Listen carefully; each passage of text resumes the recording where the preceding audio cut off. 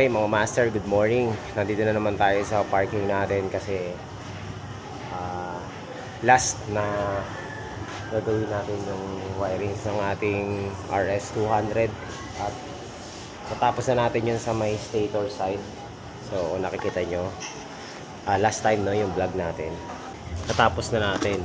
Ngayon ang gagawin ko naman, gagawin ko tong part ng rectifier side, no? Dito sa taas kasi umiinit din yung wire dyan. So ganoon pa rin yung issue no? Kagaya nung issue sa wire ng ng stator. Ngayon ang gagawin natin is papalitan din natin yung yung wire doon sa may yung wire dito sa may side ng rectifier. Ayan, kung nakikita nyo ito,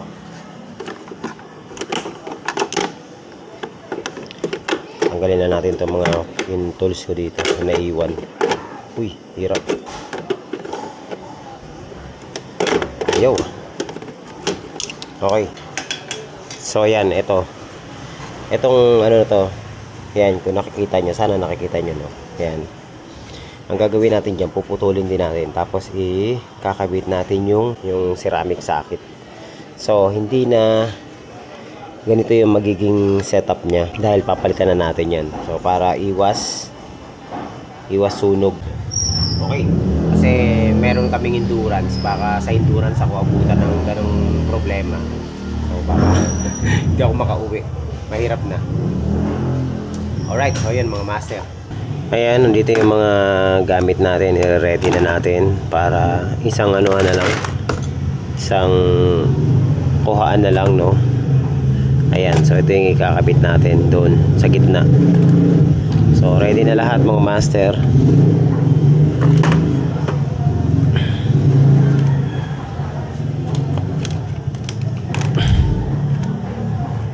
Okay. So, magbabaklas tayo ngayon, no? Tatanggalin na lang natin yung battery para ma-access natin. So yun, mukhang mabilis lang tong trabaho natin pag tama yung proseso ng ginawa. Alright, so ita-time lapse na natin para mabilis-bilis. Panoorin nyo na lang sa time lapse ng master. So open na. First, tatanggalin natin tong rectifier. Tapos tatanggalin natin yung socket. Tapos i-usli natin yung socket dito bago natin i-crimp, no? Puputulin natin lahat dyan. Okay, so sana, pero ito yung uunahin natin paano natin gagawin to. Madali lang naman, pero kailangan may labas muna natin. Tanggalin natin yung battery.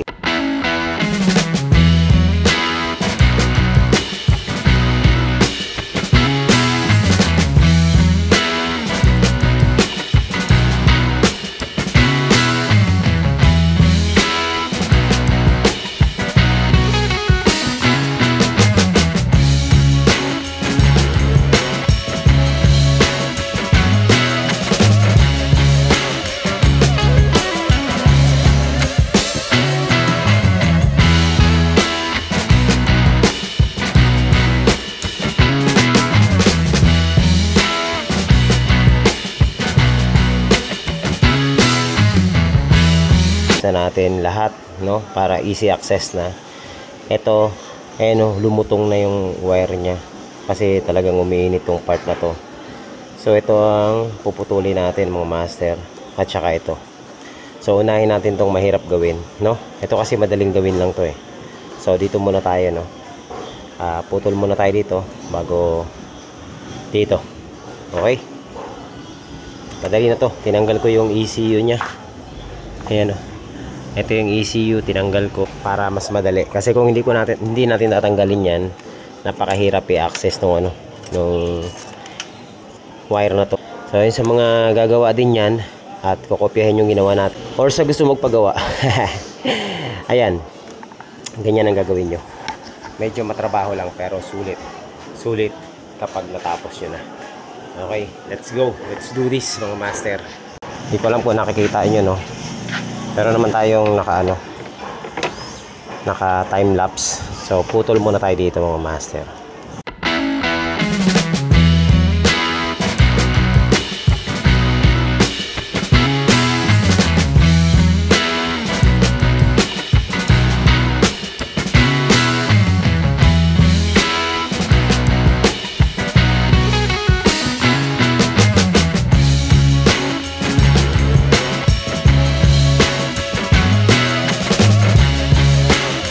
kailangan mataas dito yung ano yung salamat dun sa nag-comment no sa ating YouTube kung anong tawag dun sa inano natin, nakalimutan ko na naman.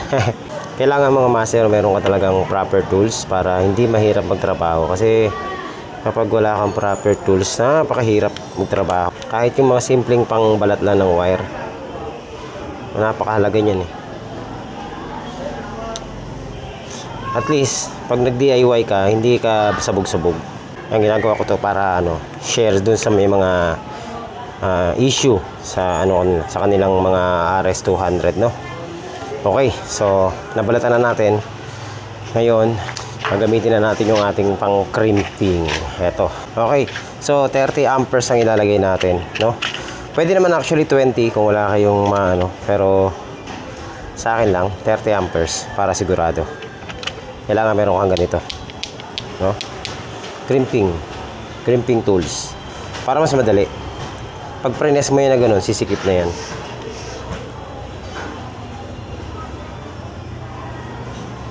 So lagyan muna natin, maiksi lang kasi hindi natin makikita yung marker. Pero yan yung wire na yan, kahit yan magbali-baliktad, walang problema yan kasi wala namang yung polarity. So huwag kayong matakot, ayos lang yan. Siyempre dito pinapakita lang natin yung proper proper way. Okay, so lagyan mo muna ng shrinkable tube bago mo ipasok ito. Pag okay na, kailangan mo na ng crimping tools. Ito, marami nabibili nito sa sa Shopee. Kailangan lang sapat na lakas para tawag nito. Ang hirap pala, ang hirap ma-access tong part na to. So yan, medyo nahihirapan ako kasi maiksi lang yung wire. Kailangan din pala malakas ang grip mo kasi pag 40 amperes na yung yung tawag nito. Ito nakalimutan ko tawag dito eh. Pag 40 amperes na to, sobrang matigas na to mga master. 30 amperes pala, sorry. Matigas. Kaya hindi basta-basta no. Kailangan talaga may pang-press ka. Hindi naman pwedeng ilagay mo yan ng maluwag kasi ganun pa rin, iinit pa rin yan dahil magkakaroon ng jump yung kuryente, no? Kailangan masikip. So tetest mo ngayon yan. Kagaya nito, hindi na natin mabunot. So secure pa natin dito sa dulo para sigurado. Yan. Alright. Ngayon, pag okay na, tsaka mo ngayon ipasok sa shrinkable tube. Yan. Kita nyo master, hindi mahuhugot yan basta-basta dahil matigas. Tapos muna ng kung wala kang heat gun, pwede naman lighter kagaya itong ginagamit natin. Yan, kahit gamitan mo ng plies yan, hindi na mahuhugot yan. Alright, let's go to our next medyo pinagpawisan ako doon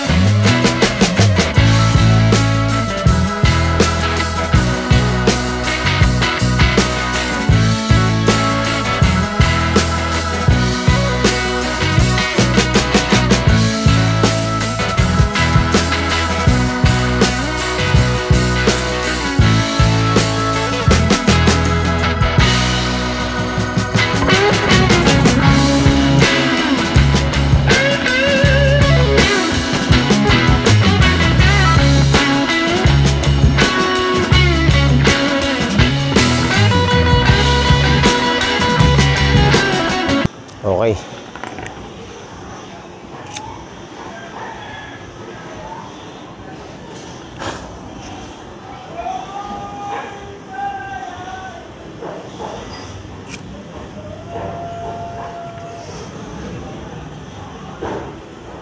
Alright. So, ayan mga master.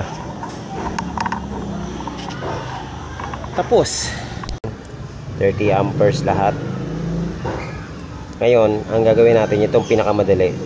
Itong side ng ng tawag nito, rectifier naman. Ayan. So 20 amperes lang ilalagay natin dito. Ano lang naman to eh.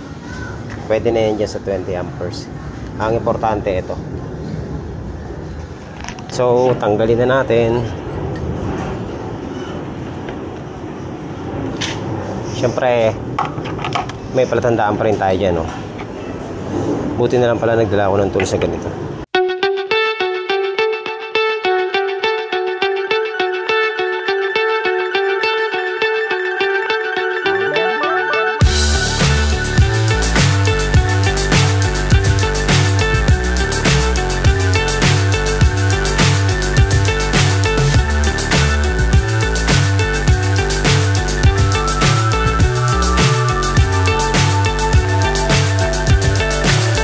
So high I'm hypnotized. What's up is down, what's left is right. Chasing stars and holding you. I can't see the end, but we'll see it through. So ayun mga master, success, di ba? Tapos na. Ngayon, pagdidikit-dikitin na natin yan. 1, 2, 3. Okay, so ito 1, 2, 3. Ganun lang. No? Now, okay na, di ba? Ayan, nakita nyo. Basic lang, di ba? Ang ganda. Ang ganda na tingnan. So, every time nga lang, downside, pag bibili ka ng stator, gagawin mo ng ganyan. Pero, safe naman. Ay, rectifier pala, sorry. Stator tsaka rectifier. Pag bibili ka, gagawin mo ng ganyan. Pero, safe naman, no? Hindi ka na magdadalawang isip. Kakabit na natin to. Ayan. So, may mga ano yan, may mga nut or still recording ha. Ito, hindi masusunog to kasi hindi to plastic. Ano to ceramic. Kaya ano naman umiinit yung wire dahil lumuluwag. Ngayon, kung masikip to, hindi to luluwag. Alright. So, yan. Now, tirahin na natin mga master. Ito medyo mahirap kasi nga sa loob ang access natin pag ganyan. Ito sa ilalim. Pero magagawa natin yan. Okay, sa yung mga tandaan natin. Ito number 1. So, dito sa number 1 yan. Yan, ganyan. Ngayon, lalagyan mo siya ng nut. Para secured na. Alright? Saan yung number 2 natin dyan?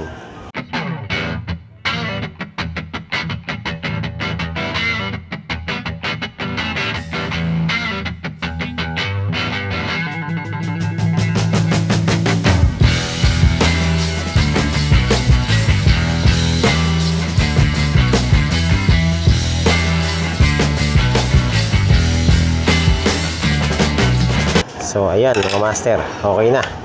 Ngayon, tatakpan na lang natin yan. Diba? Ayos ba? So, ganun lang po kadali gawin yung ano to. Yung part na to. No? Kahit sino kayang gawin. Basta may proper tools lang. Okay, proceed tayo ulit.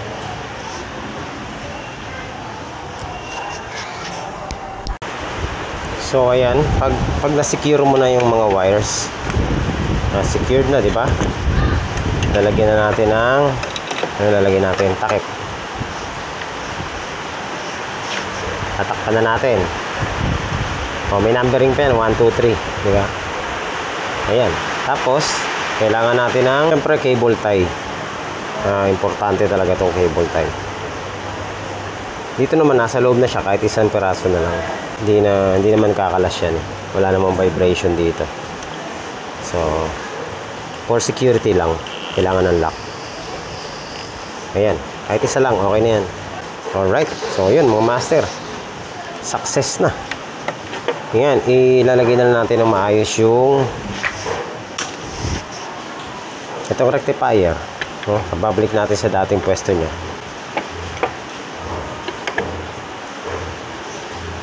Ayan. Tapos yung ground. Alright. So yan, kung nakikita nyo ang master, nakaposisyon na siya na maayos. Yan sa gilid. Yan, nakikita nyo ba?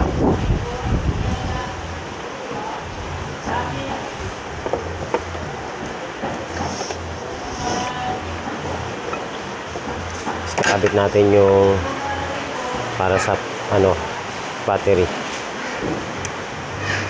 Okay, charging. So ayun, all goods na mga master. Ayos.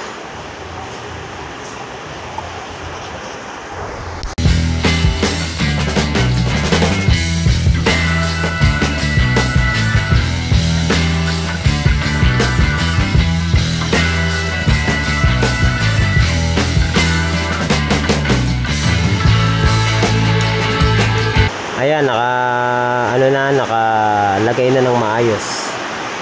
Ewan ko nakikita nyo, no? Pero ayan, nakapwesto na siya na maganda. Ito yung ano natin pala. Ayan. So, nasa gilid siya para mas safe, no?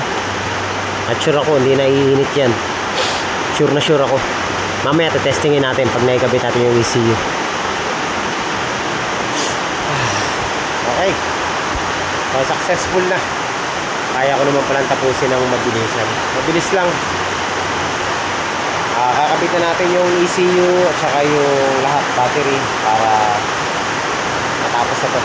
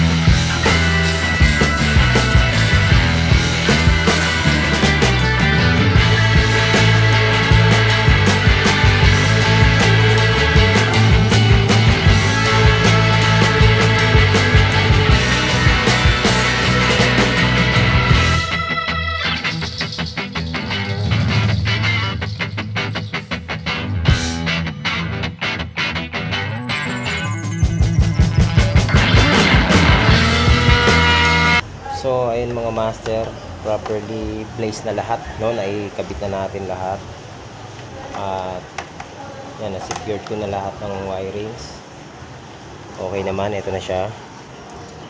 Ayan, so install ng battery, ECU, mga box, no? Ayan, mga tawag ito, fuse box. At ayun na yung ginawa natin. Ayan. So nakapwesto siya na maayos. Ngayon pakikiramdaman natin yung wire. Papapaandarin na natin. Siyempre, hindi natin basta-basta papaandarin yan. Kasi magre-reset ang ECU niyan eh. Tinanggal natin ang battery. Dalawa.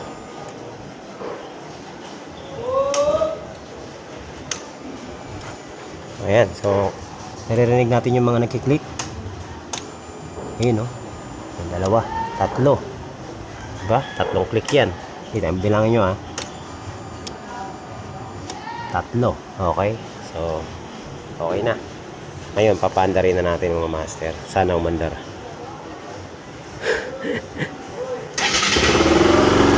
Ayun, no?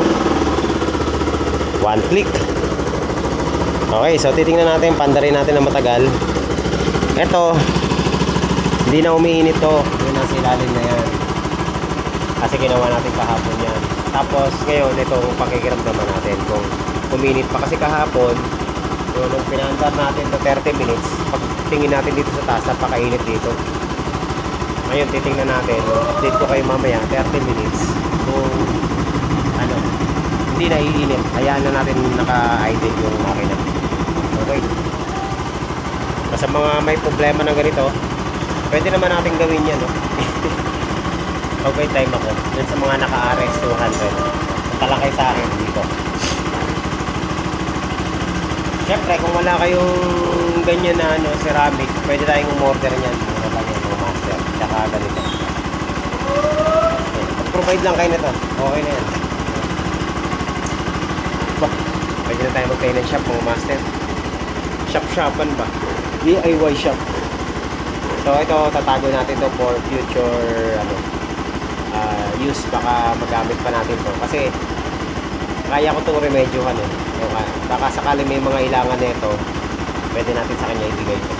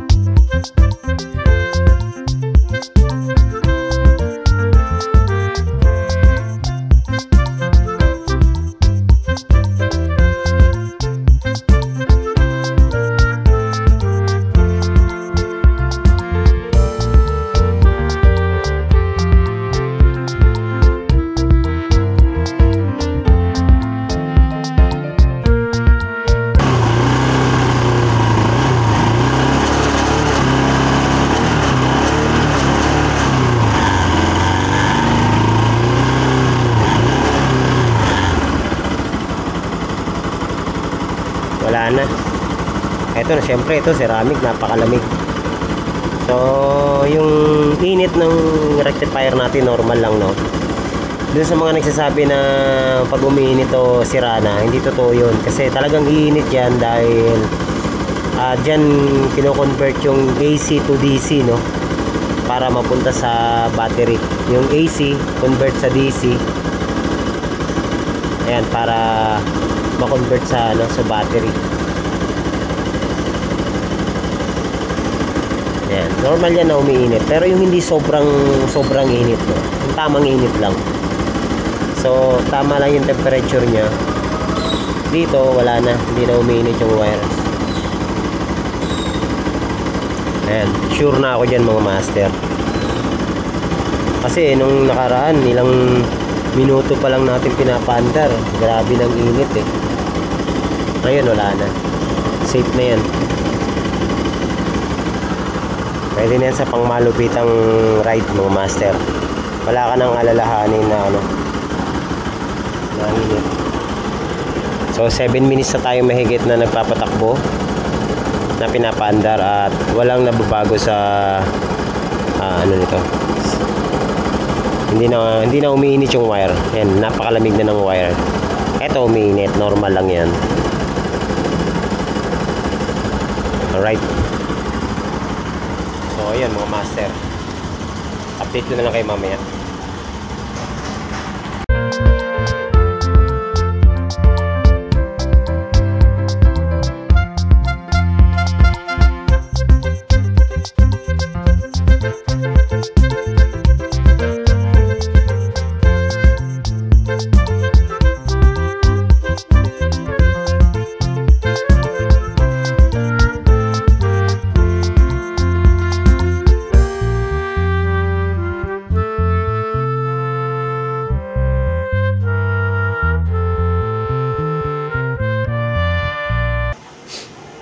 Okay, so ayan, tapos na yung ating trabaho dito mga master. I hope meron kayong mga natutunan dito sa ating ginawa, or dun sa may mga problema rito sa kanilang kaparehong RS200, no. Overheat or no more sunog wire. Ayan yung pwede nyong gawin. Malaking tulong yan kasi nakakatakot kapag nasunog yung wire natin anong biyahe. So delikado. Okay, so sana okay na, hindi na ako mangangamba na masusunugan ako ng wire ulit. Okay, so yun, pwede nyo namang gayahin yung ginawa natin, basta meron lang kayong mga proper tools, no. At malaking yan, malaking ginhawa yan sa inyong motor at wiring. Syempre hindi na masusunog yung wirings nyo. Ayan, so matagal ko ng problema yan, ngayon lang ako nakakuha ng solusyon na ganyan, no. Naiisip ko na yun dati, hinangin, kaso lang sabi ko mas maganda yung madaling tanggalin. So yan, buti nakita natin yan sa online, no, nakabili tayo. So huwag kayong bibili ng mga overpriced na ganyan, kasi yung ganyan mga master, mura lang yan. Wala pa sa 100 pesos yung na yun, yung terminal ceramic na na socket na yun. Nasa less than 100 pesos lang yun. Okay. Meron nagbibenta niyan mga online 400, 280, ganon. Linagyan lang nila ng sticker, claim nila sa kanila na, pero hindi sa kanila yan, no? Basta ceramic, okay yan, no? Huwag kayong bumili ng mga overpriced. Bumili kayo yung mura lang, kagaya nung binili ko. Pareho lang yun. Sticker lang ang pinagkaiba nun. Ito sa akin, walang sticker to eh. Ako na maglalagay ng sticker. Okay, so yun lang mga master. At maraming salamat po sa inyong panonood dito sa ating YouTube channel. Bye-bye. Ang dumi ng kamay ko.